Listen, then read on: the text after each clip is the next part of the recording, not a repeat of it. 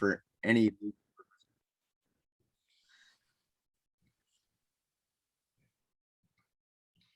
Hey, Lauren, I think you're good to start. Right on. Perfect. Well, that's great. So welcome to those who have logged on here so far for our second annual agronomy grower meeting.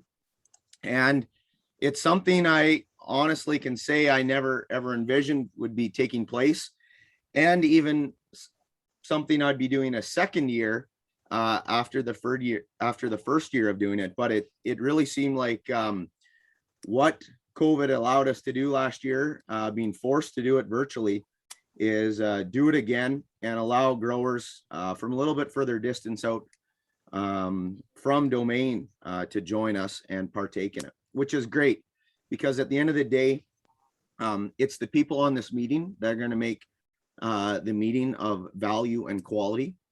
And so thank you for joining. I want to encourage anyone on here at any time in the meeting to jump in with dialogue, questions, comments, and feedback on your experiences on whatever topic we're talking about, because everyone goes through the same challenges, but they're different on their own farm.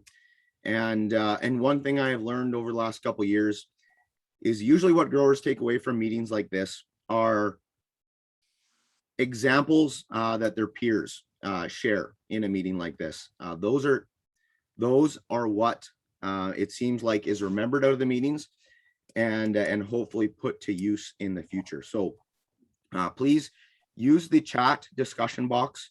You're welcome to send questions and comments on the slides to any of the Patura staff, and we'll bring it up in the discussion. We really want to have this as informal as possible. That's the idea behind it. So thank you for joining again. I want to do a quick round of introductions. Tom Greaves is our host. You can see his picture there. Tom is not going to be able to turn on his camera because although it is close to Halloween, he looks like he's wearing a bit of a Halloween costume, as he was playing hockey the other night and took a stick to an unfortunate area of his face. And we're still not sure if his eye is opening yet or not. So it's pretty scary. We want to try to keep farmers on the call. Therefore, he's not going to be turning his camera on, but is going to be present. Next in my screen, I've got Steve Topley in the gray. Steve has been with us for a couple years and is our sales agronomist. And Steve manages and does the majority of the work with our partnership with Merit Functional Foods. So we're going to have him tuning in just a little bit later on Merit Functional Foods and some of the peas and the canola. And next in the screen with the camera on is our recent hire that we have added to our sales and agronomy team. Katie Magison has joined us. Katie has been with us for just about 3 months now, and very excited to have her part of the team, using her past experiences working for an independent agronomist and bringing those lessons and expertise to our customers to better support our customers. And I believe Thomas Cuddy will also be joining at some point within the meeting. Thomas is our seed production manager here at Patura Seeds. Kelvin is not able to join us today as he's tied up in some appointments. And Connor Patura, Patura Seed Farm Manager, he is out in the tractor putting on some urea right now. So he may or may not join us virtually here, but that's where he's at. So a little bit of an introduction to our Patura staff. The next thing I want to do, and I've done this in the past, and I want to ask everyone to type into the chat. I want you to think about your farm this year as a report card. If there was a report card wrote about your farm, which is essentially what we're going to do with this presentation, what is the one thing that you did on your farm this year that turned out to be the best success, had the best return on investment, was the best management decision for the weather events that we were dealing with, and had the best outcome? It could be fertilizer practice, a herbicide practice, a lack of spraying fungicide. What's the one thing you did on your farm, looking back over the year, that was the best decision you made on the farm? Please add that into the chat. I'd love to see that discussion, because I suspect what some of those answers are going to be, we'll have a chance to touch on the meeting. And it also might give me a chance to dive into some specific topics that was successful on your farm a little bit deeper. I'm willing to take this meeting wherever customers want to take it, what they want to learn. So I'm still not seeing anyone in the chat. So I'm assuming everyone's sending it directly privately to Tom, and he can fill us in. So as you guys are thinking about that and adding that to the chat, what's the best management practice you did on your farm this year? And we're glad that you did. I'm going to jump in to the agenda. We're going to have two segments of this meeting. The first hour is going to be a review and a report card of Pechora Seeds Farm. All the crops we grew, how we managed them, what worked, what didn't work, what decisions we made, why we made them, and trying to compare some of the new varieties that are going to be coming out to the marketplace with some of the old reliable varieties that we're all used to seeing out there in the fields. And then the second component, I personally feel is the most exciting, is all the trials that we did on our farms. On our farm, some of the trials turned out, some of them didn't. What we learned and why we learned, and what we learned based on the outcome. And we've got a whole host of these. I probably have too much of them to get through them, but we're just going to touch on the top hitters and or any ones that are by specific request. We're going to have a 5-minute break in between each section, and that way you guys can top up your coffee, kick your tires, make sure they're all inflated, and you're not going to miss out on anything. The other thing I'm going to do, because I do know some people are viewing virtually or from their phone, I should say, is try to be very descriptive with what's on the slides, because not everyone is going to be able to see their screen at the time. So I will try to be extra descriptive of the slides to try to get the message or the point across.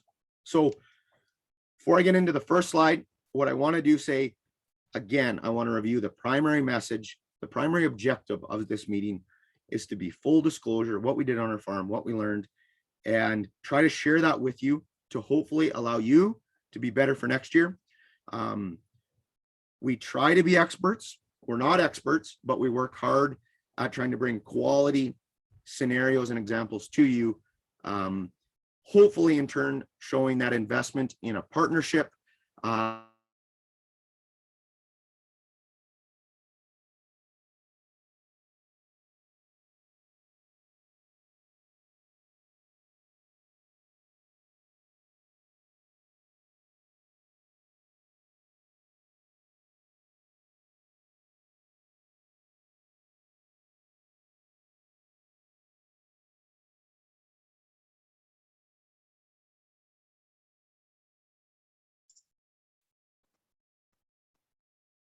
You're muted, Laird. Wow, off to a flying start. I got kicked right out of that presentation, so hopefully that doesn't happen again, and we'll continue away. Is my screen now being shared again? Yeah. Perfect, perfect. Okay.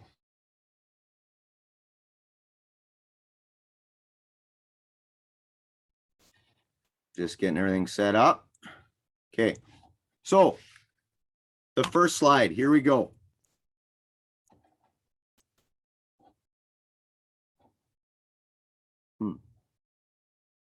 Now, just checking my slide is still being shared, and we're on to the rainfall slides, right? Head nods. Okay, we're back in progress. So I'm going to review the rainfall events that happened at our farm. They're not going to apply to everyone, obviously, in this meeting, because we've got a wide geography of people tuning in. But I want to share with you so you understand essentially the outcome of what happened on our farm. Because as you're going to see, it wasn't a pretty sight. But this is what we saw. In May, we received just a total of under 2 inches of rain, which seems like pretty good. Keeping in mind, that is every 1 and 2 millimeter rains accumulated. I think I added up, we had over 12 or 13 1 and 2 millimeter events this year. So it all adds up. It's all important. How much it does to the crop at the end of the day, sometimes challenging to show. As we move into June and July, again, below seasonal normals, 30-year averages, only receiving 3 inches in June, or sorry, just over 2 inches in June, and under 1 inch or 3/4 of an inch in July.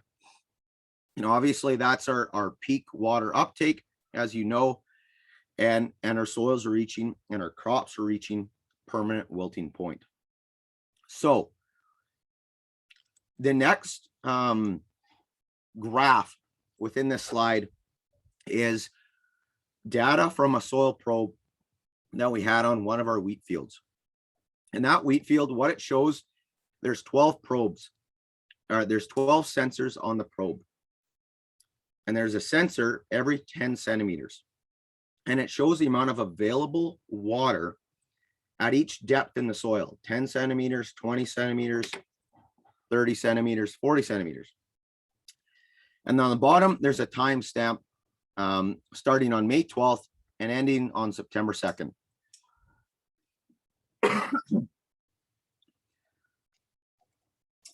I'm also dealing with a bit of a voice issue, so you're gonna have to bear with me, and I appreciate that. We are ranging between 50 and 60 millimeters at available for every 10 centimeters of soil.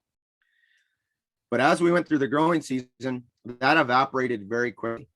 And once we begin getting down below 40 millimeters of available moisture per 10 centimeters, and even further down in terms of 20 millimeters per 10 centimeters of soil, our roots and our soil zones are actually reaching permanent wilting point. And so we did see our wheat pull as deep as 60 centimeters down, and then it kind of shut down at the beginning of July or the end of June. But it's kind of just a neat timestamp to show when our crop on our farm was running out of moisture. And when you see the yield results, you'll obviously understand that. So again, just trying to lay the groundwork, put in perspective of what we dealt with on the farm. This next slide is showing all 5 soil probes that we had on our farm. We had 1 in wheat, 2 in soybeans, and 2 in wheat, or 2 in oats. And it's really neat to overlay them against each other and see when each crop is really pulling moisture hard. You see oats and wheat obviously begin pulling moisture really hard at the beginning of June. As it dries out that soil profile. And also what it shows is just how much more hardy oats are in terms of pulling water out of the soil profile, essentially drying it out more. Oat roots are just more fibrous and more extensive than wheat. And it shows when you put the probes against each other in relatively similar conditions. All these probes are within a 2.5 mile radius of each other. We'll dive into this a little bit deeper, but to bring light to the situation, what I want to share with you now is the feeling that we had at the beginning of June when we received a rain.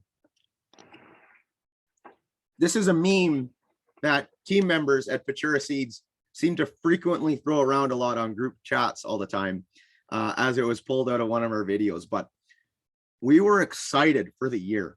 We had our crop established.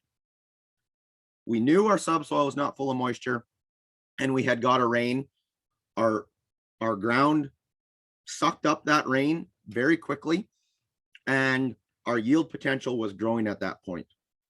And from there on, that meme, that freakish meme that you just saw, obviously the attitude changed a little bit as we went into the later parts of June. Any comments or discussions coming out of the chat yet? I'm just going to pull my chat up again. Okay, we've got some good input here of guys that worked really well. Zero till coming up, irrigated. Yeah, perfect. We're going to work those in the presentation a little bit later. So that's what we dealt with on our farm in terms of rainfall, and hopefully that's setting the stage for what I'm about to show you on how the farm did. So now I'm going to start jumping into crop specifics. I'm going to start with soybeans first up. What did we do with soybeans and how did we manage them on our farm?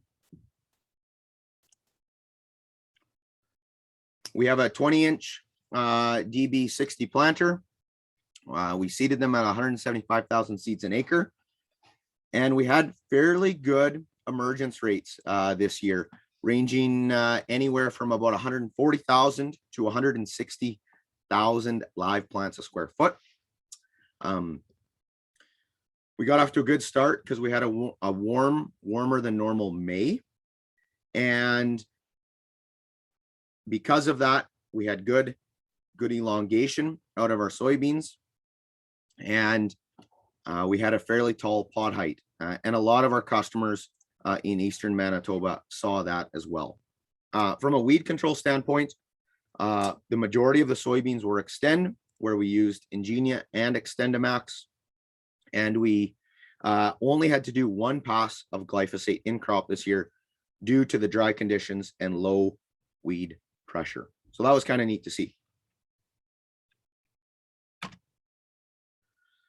I'll jump quickly through some of the North Star genetic varieties that we grew on our farm and that are going to be available to our customers this fall.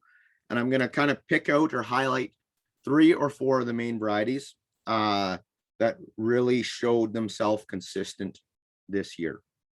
So from the early category, our top pick here is Dolphins. We had Dolphins on our farm. They are new. We seeded them late in May and we harvested them in August to put in perspective of how fast maturing they are. And when we harvested them, we were kind of disappointed with the yield, but comparing them to some of our varieties, they did very well in the yield department for the early maturity. And I'll show you in a minute. As we move into our early mid-season lineup, our top pick coming out of here is Holland that we grew on our farm. Very bushy, new Extend soybean, 003 maturity, fits a wide geography of just about anywhere in Manitoba. And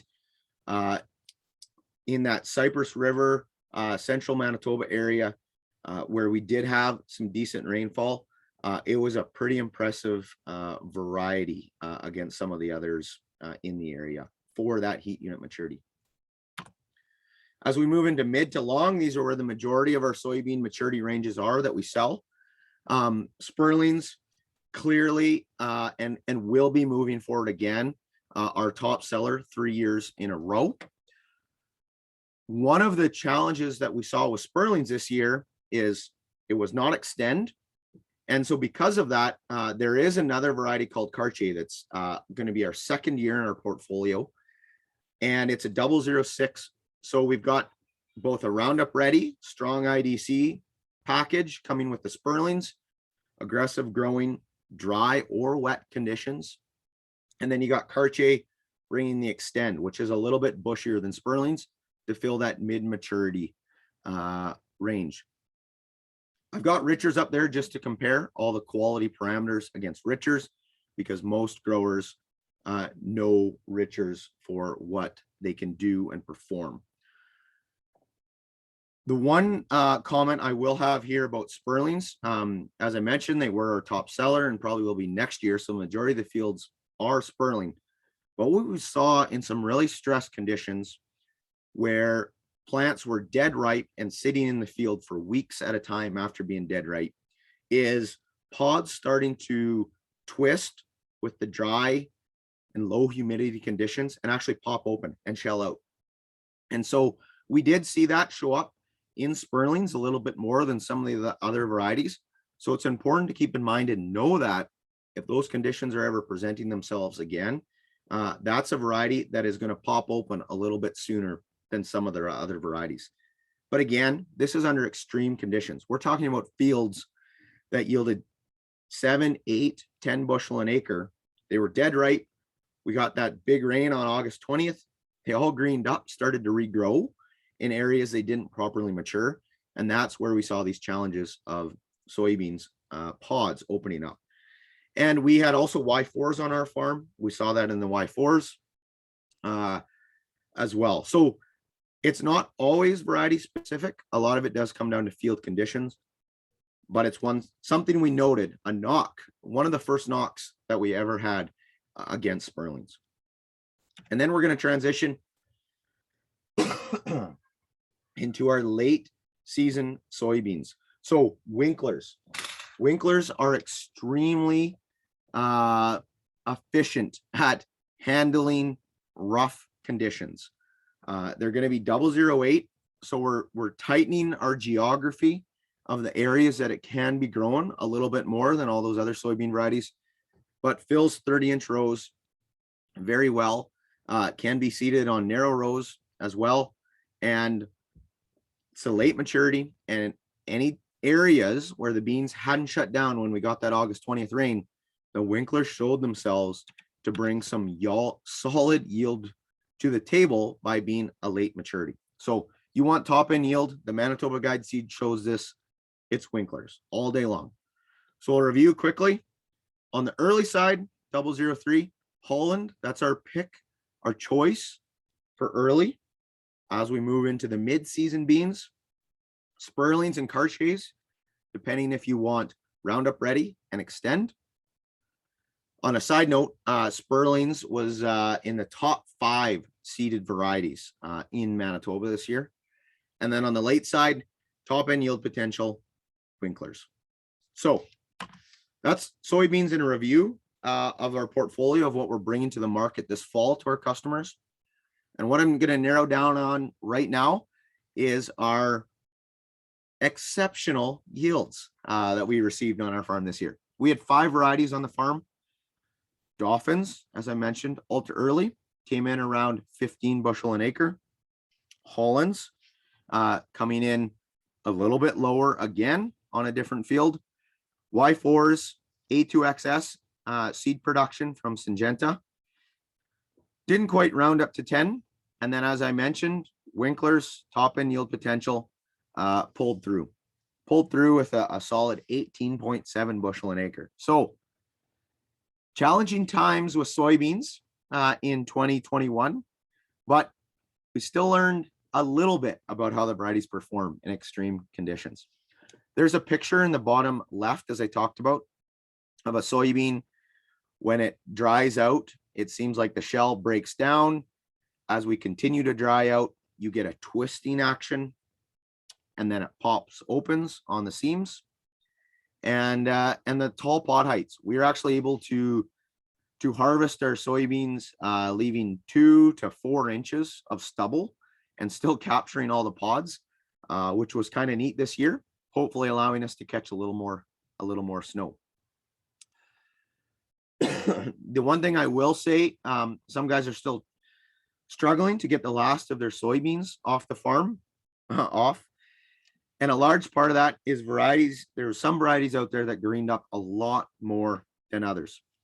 And one of those varieties I will highlight that we had the same challenge with was A2XS, 007 A2XS. It did well in yield trials still for most people, but we did have to go out and desiccate soybeans. And that was one of the first times that we have ever had to do that. So again, interesting times.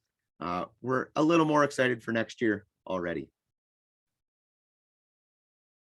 That's the last on soybeans. So if anyone has any input or questions,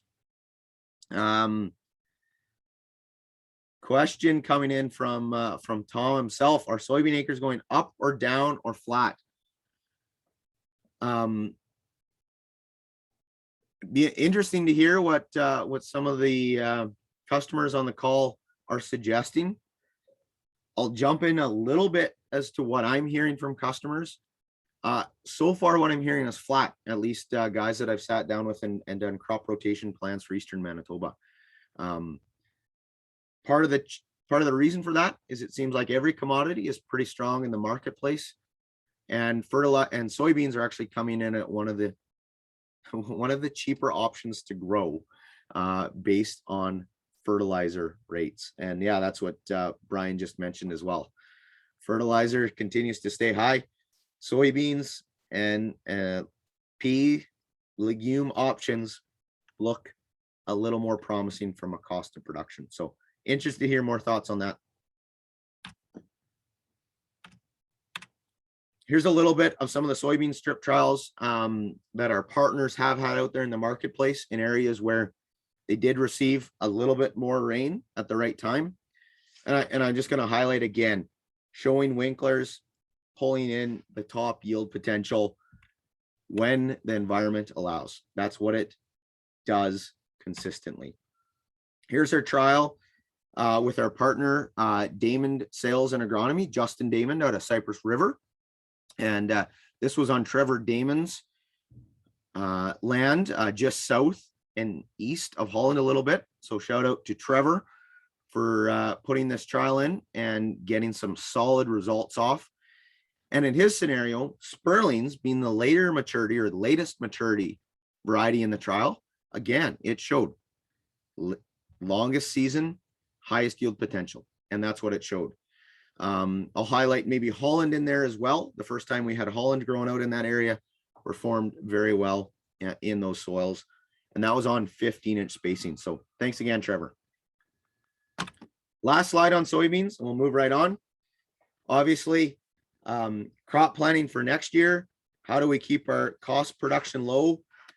Part of that comes in with early booking and prepay options are available and in place starting as early as next week, believe it or not. So the time to chat about that is now. The other thing I'll mention, what we've put in place for growers again this next year is 0% interest on your seed purchases and seed treatments and inoculants until October 31st. You have the opportunity to lock in a price now, and we'll put it on either Scotiabank or FCC financing for you.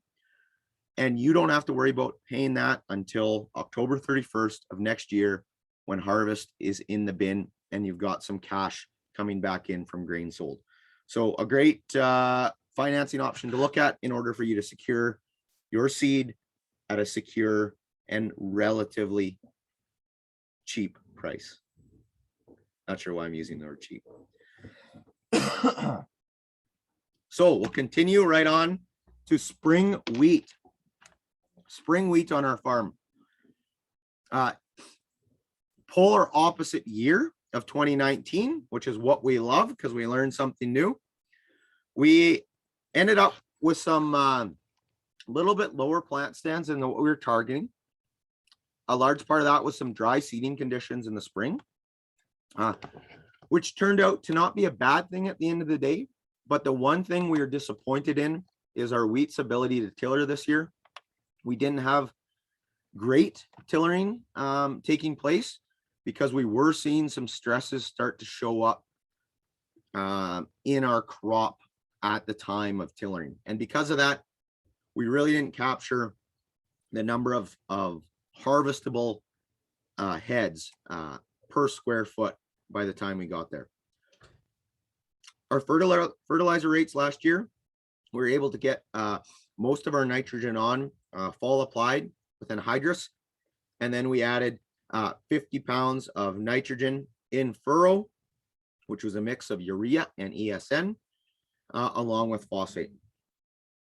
Weed control, this year we used some velocity and MCPA. We kept it pretty simple, and we tried to avoid some of the soil residual chemicals that we've been using in our wheat herbicides in the past. And when we got into fusarium head blight timing, we did apply both Proline and Mirvis to all of our wheat acres, because at the end of the day, no matter what the yield potential is, the most important thing to us was seed quality. So we just didn't take a risk and we still put it on. And we did a trial, which we'll share some results with you shortly in the agronomy section. Our top 3 picks of wheat moving into this next year are actually all hard red spring wheats: Daybreak, Brandon, and Starbuck. It seems to be on our farm and our customers' farms in these water limiting environments that we're dealing with.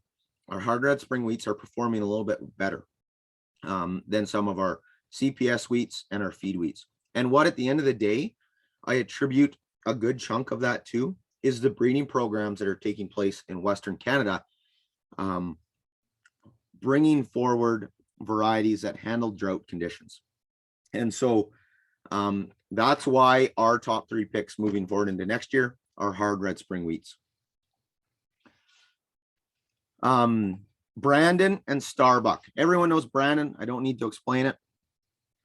We had a big launch of Starbuck wheat last year, and I would love to say that we had nothing but positive feedback coming back from Starbuck wheat compared to Brandon, but that wasn't the case. We had over 50 customers had both Brandon and Starbuck, or Starbuck and Daybreak. And when we did follow-up calls this fall, it was really a mixed bag of results as to which wheat performed the best on their farm. And part of the reason that feedback came in like that is it was very challenging to compare variety to variety if it wasn't in a side-by-side scenario, because different fields, different crop rotations, different rainstorm patterns just had all the outcome on the yield. You know, when I look at our farm, we've had Starbuck for 3 full years, and I look at all the fields and I try to make as many comparisons against Brandon that are fair, where there's no other variables outside of just variety.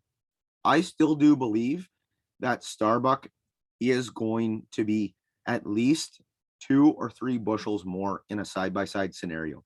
That's what we've been seeing. That's what breeders are seeing, and that's what the Manitoba Seed Guide is indicating as well. So, and obviously with that, you're bringing the midge tolerance, and maybe there's a component of that midge tolerance getting us that extra bushel or 2. And the reason for that, believe it or not, in Manitoba, we are seeing populations of midge start to creep up towards the thresholds of where they could be an issue, depending on the maturity and the timeline when the midge are coming in. So something to keep an eye out for moving forward. And I'll touch on Daybreak a little bit. Feedback that we get from Daybreak and that we've learned on our farm about Daybreak is early season vigor and easy to thrash. Consistently, we hear this: super easy to thrash, unbelievable sample, almost 0 dockage at the elevator, and guys love that. The one disclaimer asterisk I'll put on it is, when a weed is easy to thrash, odds are its risk for shelling out are probably going to be a little bit greater than others. So something to keep in mind: maybe don't have your whole farm to Daybreak, because there is a chance that the weather turns against you. That would be one variety that shells out. But other than that, it's bringing a different set of genetics compared to our Brandon and Daybreak as well, coming out of a different breeding program. And I think that's showing a little bit of adversity from what we're used to, and it's a good thing. I got a question coming in from Rich. You got it. Yeah. And that question is, have we applied plant growth regulators on Daybreak? And the answer to that would be no, not on Daybreak specifically on our farm. We've done a series of manipulator and modus trials over the last 5 years on Starbuck, Brandon, and Faller so far. We've grown Daybreak 3 years now on our farm, and we've had 0 lodging out of Daybreak. So the risk, I'm going to say, hasn't been there yet, but we also hasn't had the environment to produce a lodging risk. Is it a variety that could benefit if lodging risk is high? Yeah, I believe so. It is going to be a little bit taller than Brandon. It's got a fairly strong straw package underneath it, so I'm not overly concerned, but it would be one to keep an eye on to try out. So maybe that sounds like a good trial for you to do, Rich, next year. And I look forward to hearing from you. Another comment came in that going back to comparing hard red spring wheats and CPS wheats is from BP Farm that 12 bushel, Starbuck did 12 bushel better than Rowan for him this year. And I can believe that. I did see that it with some growers actually in the St. Agath area. Wheat yields were actually in the St. Agath area, depending if you're north or south, ranging between 50 and 65 bushel an acre. And we saw the hard red spring, the Starbuck, do better. And I think what that goes back to is Starbuck having a little more capacity than Rowan wheat to tiller in stress conditions. Therefore, you getting more heads per square foot and hopefully translating into more yield. Here's a great picture that we had a customer send to us of Brandon and Starbuck side by side. After the picture, we did a little more digging into it, and we actually he actually had a higher plant stand in the Starbuck than his Brandon. So again, sometimes tough compare when you have different seeding rates, but it definitely from the sprayer cab looked a lot more vigorous than his Brandon. So 2 new wheat varieties coming in 2023. Keep an eye out for these, Hodge and Hockley. We had both breeder and select plots of both of these varieties this year in small quantities and are very excited to get it into the ground next year on a little more of a field scale basis to compare them. 2 key differentiating characteristics that these are bringing is these are FP genetics varieties. But before I get into the characteristics, I want to share with you the naming of the varieties. A really neat initiative put forward by FP Genetics is moving forward. They're naming their varieties after Legion members in honor of those who have served in the past. And so really cool initiative. Every variety is getting named after a veteran. And first up to the plate here, we have Hodge. Hodge is going to be the second VB variety that we're going to be offering customers in 2023 for midge protection.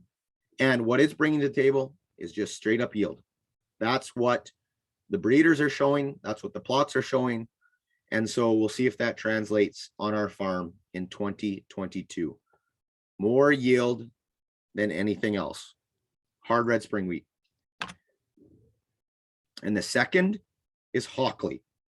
Hockley, what it's bringing to the table is a strong yield, not as good as everything out there, but it's going to bring the best Fusarium head blight rating compared to any other varieties registered.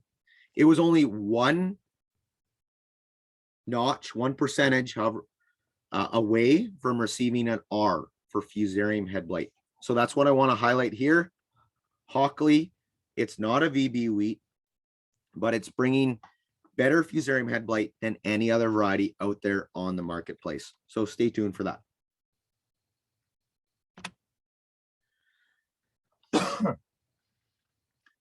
Wheat yields on our farm. We had multiple fields, so I broke out the yields on a per average field between what we grew on our farm. We had Brandon, Starbuck, Daybreak, Hodge, and Hockley. And we had a big range from anywhere from 30 to 49 or 50 bushels an acre. Even those ranges taking place within the same variety.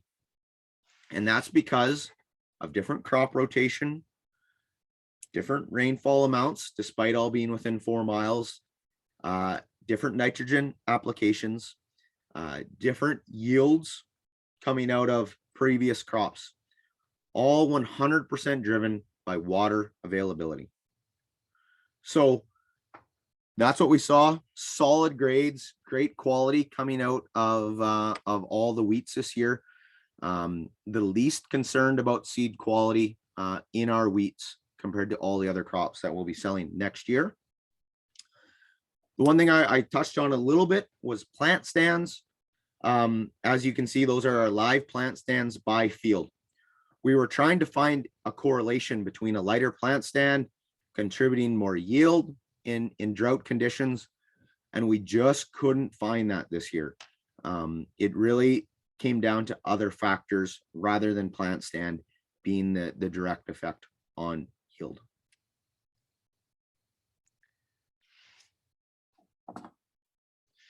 Rowan and Faller, still age-old favorites with customers who are having to feed wheat, and they'll continue to be. There's no doubt about it. Given the right conditions, those varieties will bring yield to the table. So that's what we saw on our farm. Again, feel free to comment on anything else. Few direct messages coming in. Brandon, we're still the top variety on their farm. So that's very interesting. I think we're going to see a little more diversity in wheat varieties seeded this year than we have in other years. So going to continue on to oats. Oats, very interesting year coming out of oats. Huge range of perspectives coming back from our customers, from oats handled the drought the worst all the way to oats handled the drought the best, which was interesting. Keeping in mind, oats are some of the most efficient at pulling moisture out of the soil because of the way the root system and anatomy is. We didn't do anything exceptionally exciting with oats this year. We did apply a flag leaf fungicide, though. That is one thing we did not hold back on in the drought conditions. We really wanted to try to maintain as much yield potential in that vegetative phase as possible. So oat yields, we had two oat varieties, Summit and Douglas. Camden is also the third oat variety we're going to have in our SKU for next year. And they all bring a specific attribute that is consistent performing in the field that customers desire. So I can't say there's a clear winner out of them all, depending on what you're looking for out of those oats. But I do want to highlight Douglas because it is new. Douglas is going to be a little bit shorter than Camden. It's going to be a little bit taller than Summit. So it's somewhere in between. And if you look in the Manitoba Seed Guide, what it's bringing is yield, a very solid bushel weight. It's in year 2 of variety evaluations for milling with Richardson's. So we're waiting to hear the final go ahead on that variety coming out of the Richardson's department to have it widely accepted by all white millers. And we did have a pretty significant yield difference between our Summit and Douglas. Our Summit were the yield champions. However, I will attribute that to the field was maybe a little better set up for success than the Douglas. So I'm not writing the Douglas off. We've only grown it 1 year. We think it can bring what Summit brings to the table. So we'll try it a second year and we'll go from there.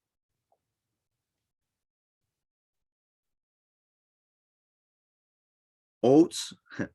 I was trying to think internally in my head based on the long pause where I wanted to go with this comment, but oats are doing unprecedented things in the market right now. I suspect oat acres to be going up, and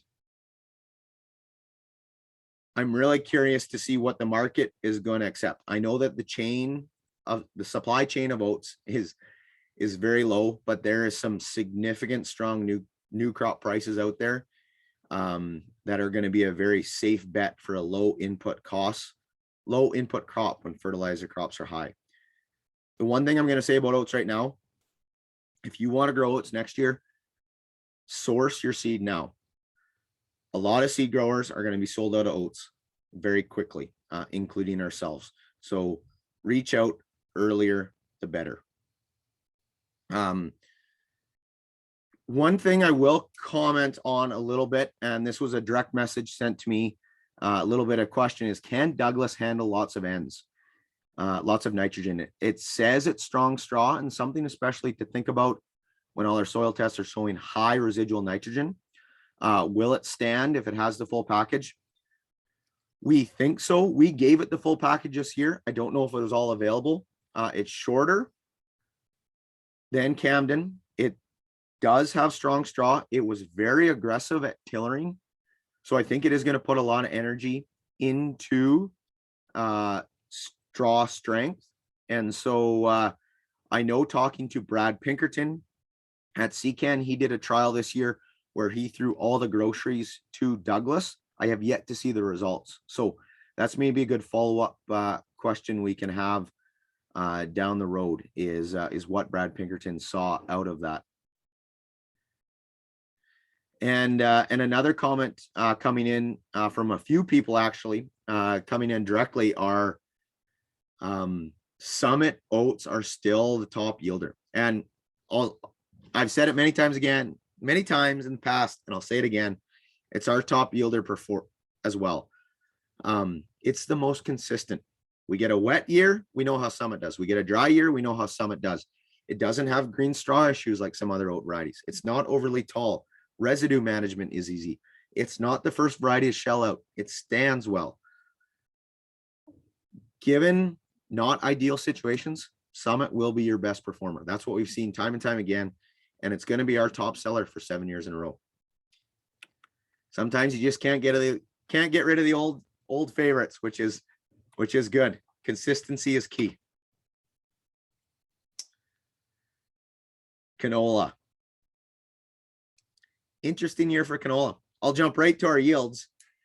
We brought in a whopping average of 13.5 bushels an acre to our farm, or sorry, 11.5 bushel an acre was the farm average.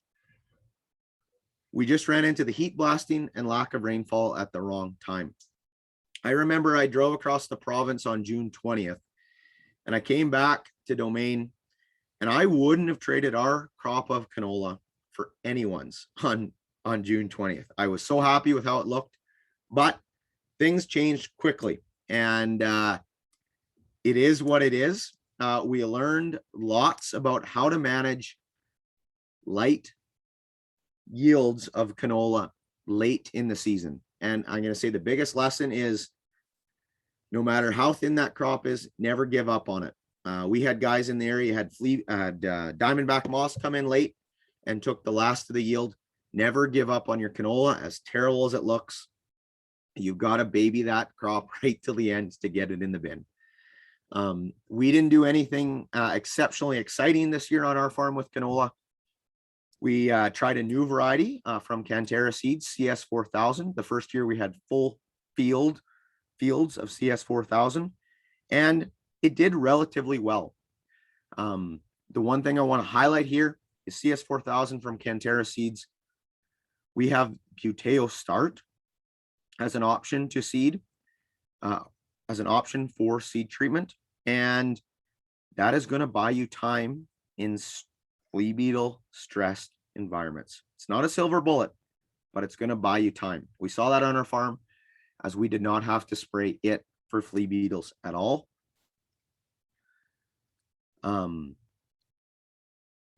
Harvest management of CS4000. I've mentioned it before. It's not a pod shatter variety. Do not compare it to the Liberty Lynx from BSF, but it can be managed direct harvest if you've got the right plant stand, the right maturity, and the right level of intertwinedness, if that's a technical term. Get out there with Reglone, hit it at 70-80% seed color change, be in there with the combine 7 to 10 days later, and you're not going to see significant shelling. If you're posed with a position in your field where it's uneven, it's not mature, it's not intertwined, get your swather in the field with any of these non-pod shatter varieties. Unless it's this is a bold statement, unless it's a BSF pod shatter variety, make sure you have a swather as an option to manage your canola. Or be prepared if the weather turns against you to deal with shelling, because you will. It's just a matter of fact. So those are the Liberty canolas we grew on the farm. We're very happy with the CS4000 on our farm, and we'll be growing more of it in the future. I believe above someone mentioned weed control was one of the benefits they had in their Liberty. And I'm just scrolling up to try to find that. One of the best things they did was 2 passes of herbicide of Liberty on their canola. This is a whole nother topic of herbicide efficacy that was a real challenge for growers in dry conditions.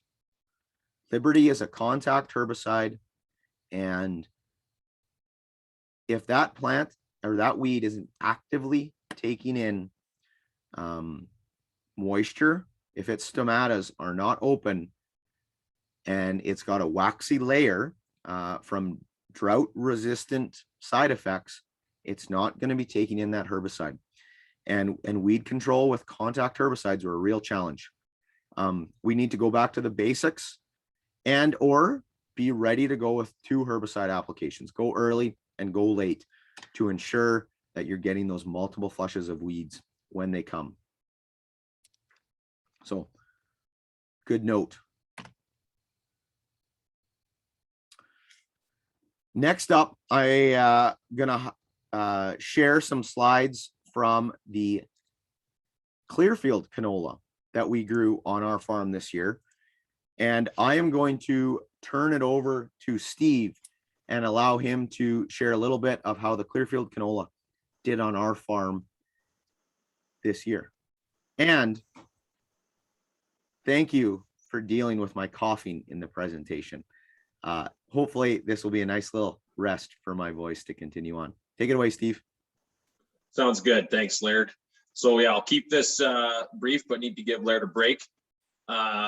So actually, Laird, if you want to just play that video I put in there, but I can't play it. But to start off, just have a look here. I can't hear it.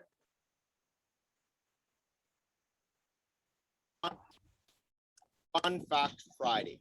What I want to write There you a go. new series we're coining Fun Fact Friday. What I want to share with you is I want to start over. So yeah, Laird and I, we make videos in the field, and that's a blooper, as you can see. But I wanted to put that in there for a couple reasons. One, because that's how I think a lot of us feel about canola harvest and the year that was, but also just got to have a laugh sometimes. Also, that video was a fairly interesting subject. As you can see, the strip that Laird is standing in is definitely more pronounced than the rest of that canola field. That's in the Clearfield canola, and that's an isolation strip where we had Starbuck wheat last year. And it's just a funny, interesting little observation to make about summer fallowing and where the moisture was. And that strip was pretty evident. To move into the Clearfield canola, we had 2 varieties. The names of them are listed there at the top of the screen. Brett Young's 5125 and Cantera Seeds CS 2500. So we've had the CS 2500 at Cantera Seeds for about, this will be our 7th or 8th year, I can't quite remember, growing it. And we've been very pleased with it. In good years, this one doesn't have an issue rivaling up against the Liberties. Last year, we had a record Clearfield yield with the Cantera Clearfield canola at 57 bushels to the acre. In addition to these 2, we actually had 2 others. They're listed at the bottom there, CS 2700 and Brett Young's 5545. 5545 won't be available next year because 5125 is essentially its replacement. And CS 2700 will be available in 2 years from now. So we just had it in a trial form, looks very promising, a little bit later than CS 2500, but it's a great addition to their lineup. So both of these varieties, yeah, they're, both the 5125 and the CS 2500 have similar maturity ranges. They're probably considered a medium a mid-range maturity. If you stack it up to an L233, it would probably be a hair earlier. But that's just for comparison's sake. Looking at how they are for straight cut ability, I would probably put them, still recommend that they both be swathed. However, in good conditions, they can certainly be straight cut, which we have done at Futura's before. Both varieties are going to be offered this coming year with a few different seed treatment options. We had both varieties with a couple seed treatments, Fortenza Advance and Buteo Start, both of which are great options, and we've been using Fortenza for the last few years and have had pretty good success. However, Buteo Start has been making a bit of a name for itself, and we definitely did see a little bit longer control of the flea beetles with that product. So yeah, we'll be happy to have that on both products next year. The way we managed it in terms of seeding rate and seeding date and fertility was fairly similar to the Liberty Link canola in the last slide. We did anhydrous in the fall. The herbicide that we used on the Clearfield, with it being Clearfield, is Aries. Residuals, I'm going to leave residual conversations for Katie. She's got a pretty good segment on residual herbicides. And fungicides, we did not do any of that this year, as you can probably relate.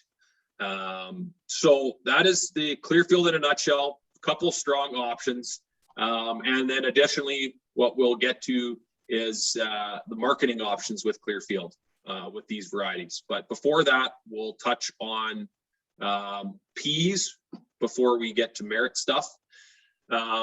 So when I started at Futura's 2 years ago, I had a meeting with Calvin and Tom and Laird up in Laird's office, and me being a pretty naive, curious guy, I just basically asked, are you guys ever going to put peas back in the rotation? Because it had been about 12 or 15 years, 20 years since Calvin had grown them. And I just about got kicked out of the office when I asked that. So oddly enough, 2 years later, here we are. Calvin agreed to put in some peas. So funny how things change. That being said, we grew a variety called Chrome, which is one of 5 yellow pea varieties that we offer at Futura Seeds. Like a lot of things, started off really good.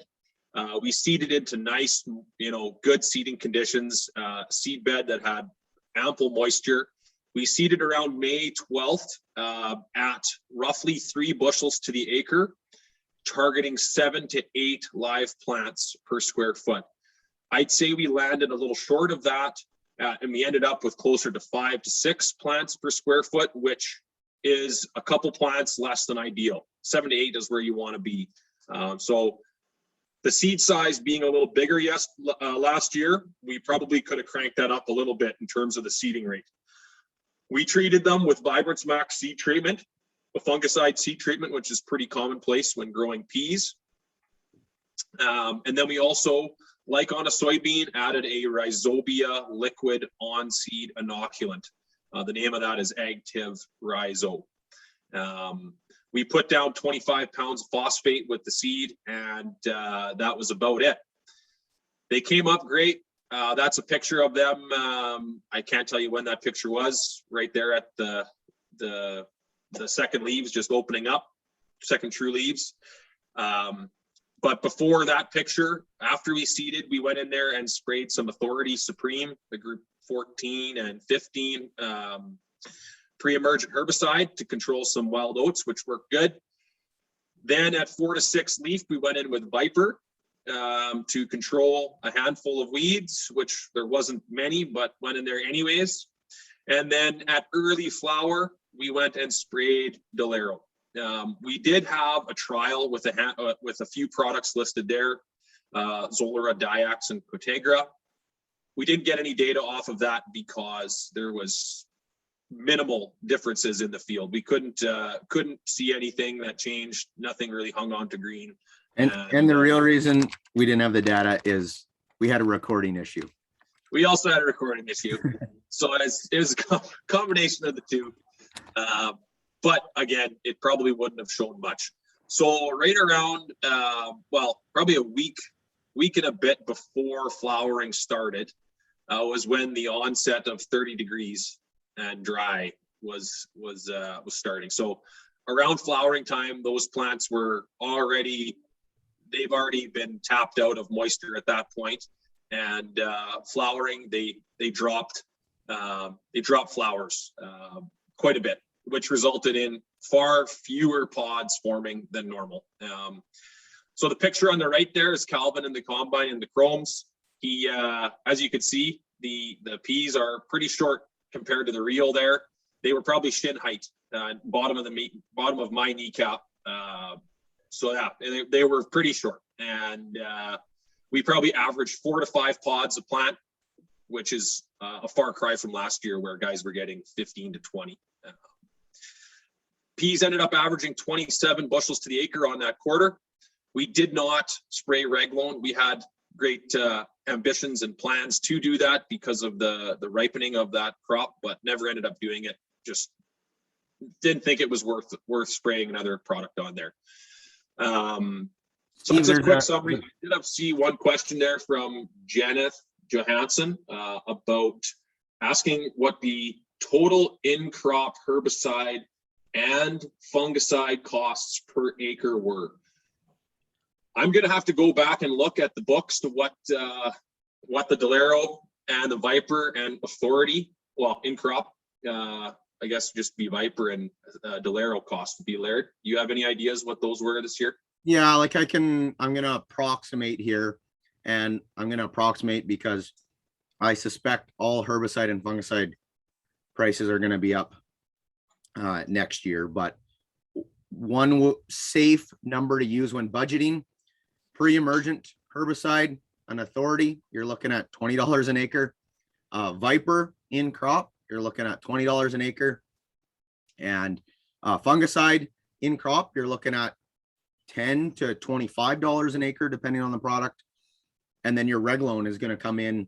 Reglone is going to come in anywhere from $11 to $20 an acre, depending on the brand name of it. So high costs, and maybe even anticipating a second fungicide if we have a wet year, you're looking at $100 with herbicides from front to back for peas. Yeah, and that Authority with the Supreme was even more than $20. I think it was like $26 with the additional Supreme, the grassy addition in that. So yeah, can add up. Just to add to that, seed costs this year are going to be higher than last year for sure. Seed treatment, on-seed inoculant, and the seed together, you're going to be looking just shy of $100 an acre for seed. So just for those of you who are thinking about growing peas this year, seed costs are quite a bit higher than last year, like everything else, but just as a tidbit. The varieties there, we'll get into that. You can flip over to the next page. So I just wanted to show you that picture there at the bottom. That was a picture from Neepawa last year. Those are the same variety chromes. And that field did 76 or 78 bushels to the acre. And there was about 16 to 18 pods per plant in that crop. I mean, rainfall events were a big change there, but peas did exceptionally well last year and got a lot of people excited about it. We tried them this year, and you know what? 27 bushels to the acre. I honestly thought they were going to be less than that, but yeah, it was just a result of the year we had. So both Clearfield Canola and yellow peas kind of segues into the Merit Functional Foods topic. And I know I'm running short on time here, Laird, but I'll breeze through this. If you guys have any questions about this stuff, just reach out to me directly and I can fill you in more detail. We work with Merit Functional Foods, which is a protein company on the north side of Winnipeg that started up about 3 years ago. They are processing yellow peas and Clearfield canola for the purposes of extracting protein, which would go into food ingredients domestically and internationally. So we are managing all of the contracted production for both yellow peas and Clearfield canola, as well as we are the first stop for the production once it's grown. We are cleaning peas and Clearfield canola through our seed plant at Patura Seeds in Domain, where it gets cleaned, and then it gets shipped to Merit for further processing. So that's how we're involved with them. Processing update, they are chugging away full steam. They are, there hasn't been as many delays as they may have expected. They're doing really well, processing over and above 10,000 metric tons of peas and canola, respectively, each year. And we recently came out with the 2022-2023 new crop contracts for next year. To just give you a couple of tidbits on that, both contracts have a full act of God. I will just highlight the non-GMO canola full act of God.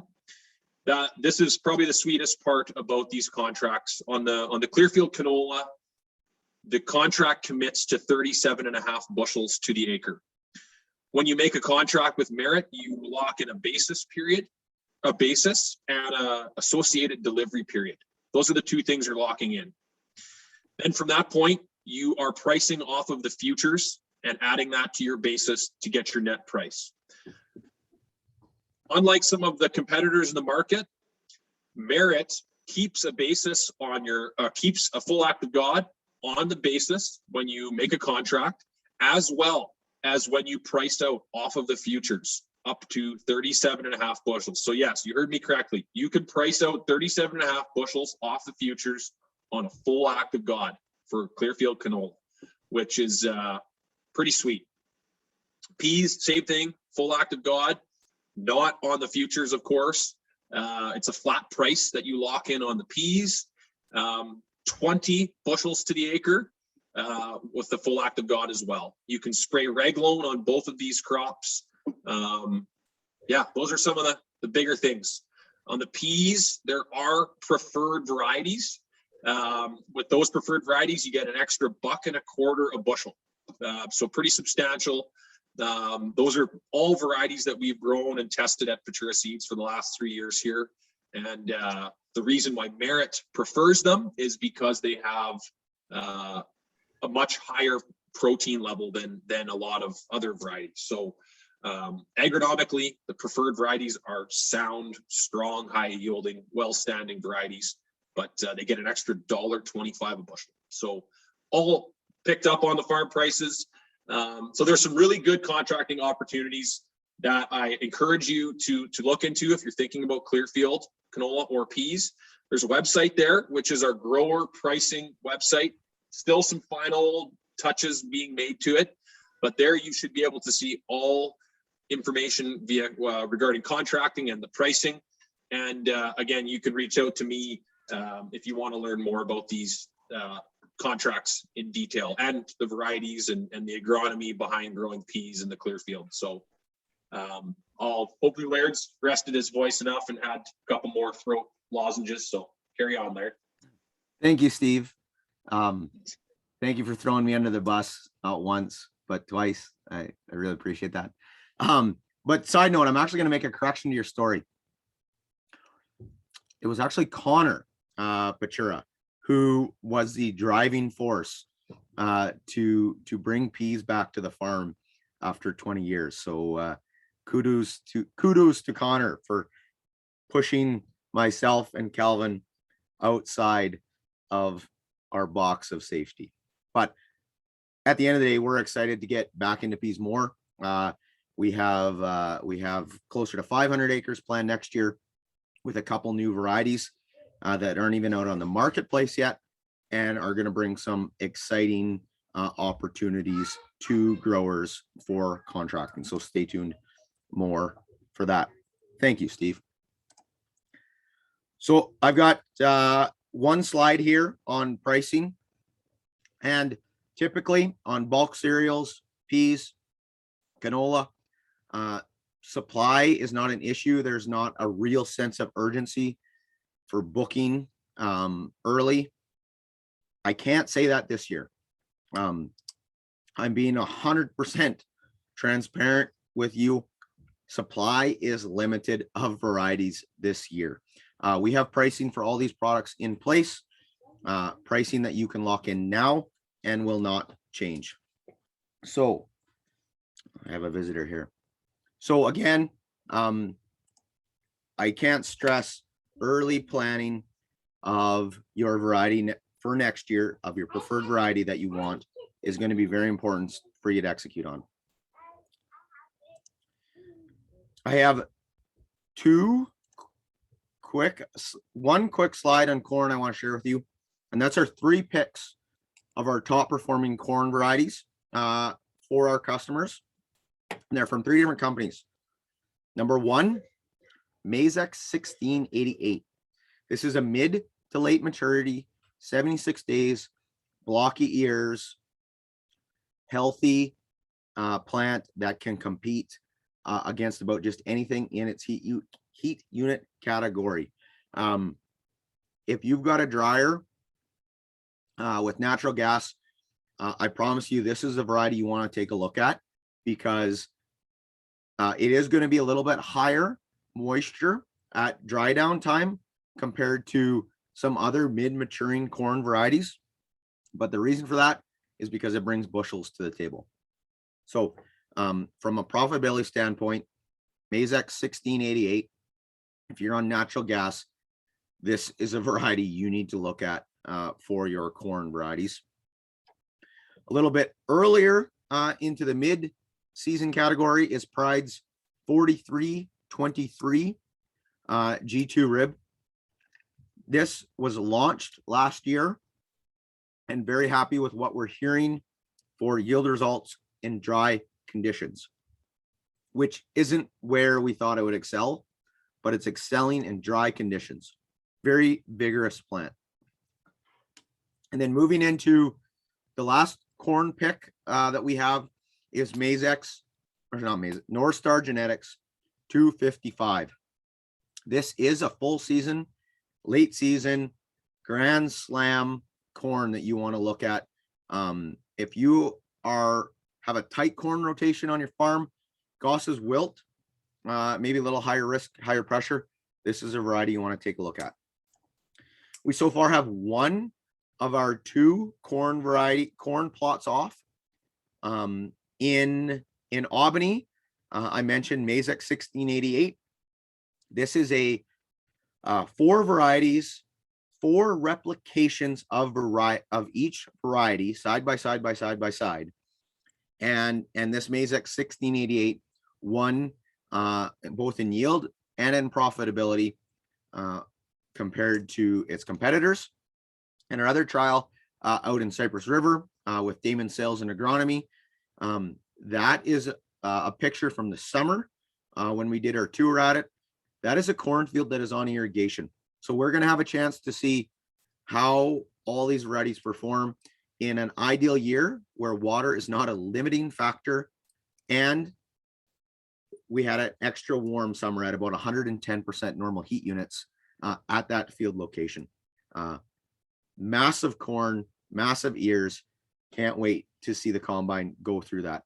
I'm thinking 180s for yield potential coming out of that plot. So really cool to see that.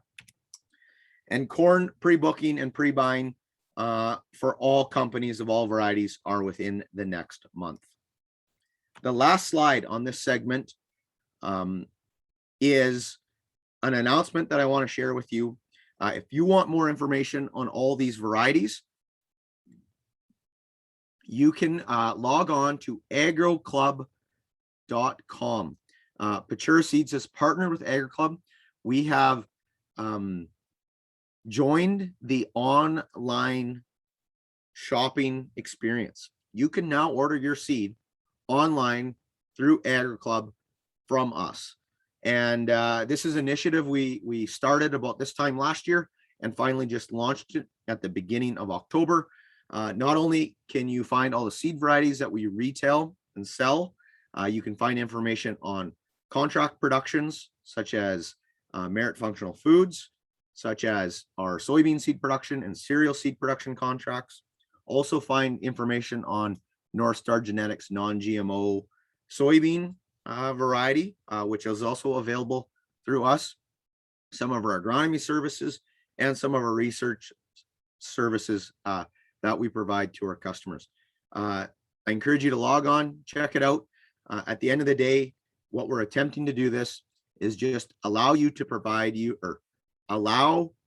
access the information in the way you want it. And we are getting feedback from growers that they don't want to deal with a salesman. They want to log on, order their seed, get their invoice, get their seed delivered right to their yard. And that's something that we can do for you. And you can still get seed from us the old-fashioned way by talking on the phone and having an in-person meeting. We would love nothing more than to do that as well. Okay. Time out. That caps the first section of our agronomy grower meeting. And the next section is all of the trials we had on our farm: subsoiling, fungicide trials, and all the work that we've done on our farm with different trials. So I want to allow everyone to take a 5-minute break. I'm going to start the timer at 10:24. We're going to jump back into it and go through all of our agronomy trials that we had on our farms and with customers this year. So thanks for sticking with us. Stretch your legs, grab a coffee, hit the bathroom, catch up on a text message, and we'll see you in 5 minutes.